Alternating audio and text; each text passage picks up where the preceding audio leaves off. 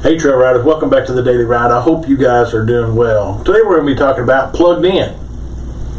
Our passage comes to us today from Isaiah 12:2, which says, "Behold, God is my salvation. I will trust and will not be afraid. For Yah, the Lord, is my strength and song, and also has become my salvation." The power thought for today is that, Lord, in your presence is fullness of joy. What more can I ask? Connecting passages for today is Nehemiah 8:10, Psalm 16:11, and Isaiah 12:2. The scriptures that get us through the Bible in a year is 1 Samuel 18, Romans 16, Lamentations 3, and Psalm 34.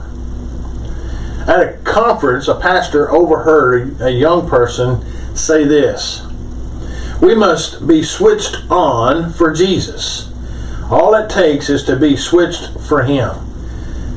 The pastor turned to him and said, "Yes, it is good to be switched on for Jesus, but it is more important to be plugged in. Switching on for Jesus will be useless unless we are plugged in. We must be connected first. Being switched on to ourselves produces no current. The power of God coming through the Word reaches faith fused first, and could be the preacher. That tiny bridge of power can become very warm. A preacher of the Word is the first to feel that warmth. He burns with the charge and is likely to show it, and he should. He is a communicator, not of his own thoughts, but of the power of God.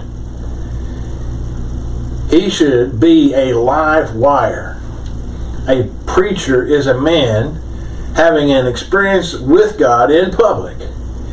If he represses his exuberance and puts polish, elegance, and propriety first, then he should remember they are not the fruit of the Spirit, but joy is. The joy of the Lord is your strength, not your weakness. If an experienced electrician touches a bare wire and gets a shock, he just says, "Ouch." But nobody having an electric shock for the first time is likely to react in a more dramatic fashion. Wow, God's power is not fiction, but fact. It is the greatest reality we know. If God does manifest Himself, what would one expect? A graveyard or a resurrection?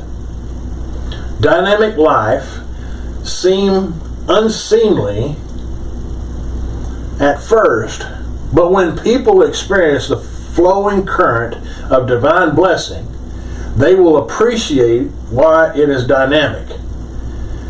Nobody knows what it is like to meet Jesus Christ until they do. One exuberant preacher was told, "Please restrain yourself," and he replied, "I am restraining myself.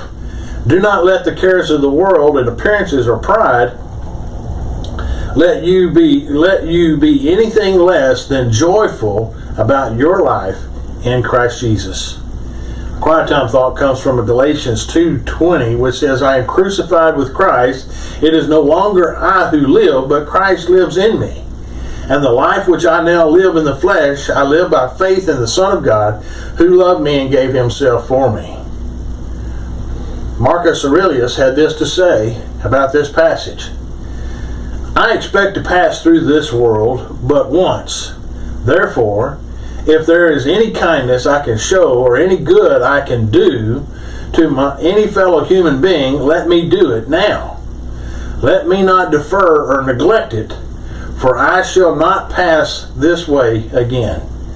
God bless you guys. I hope you'll continually follow me here on the Daily Ride, and I'll see you on the next trail ride.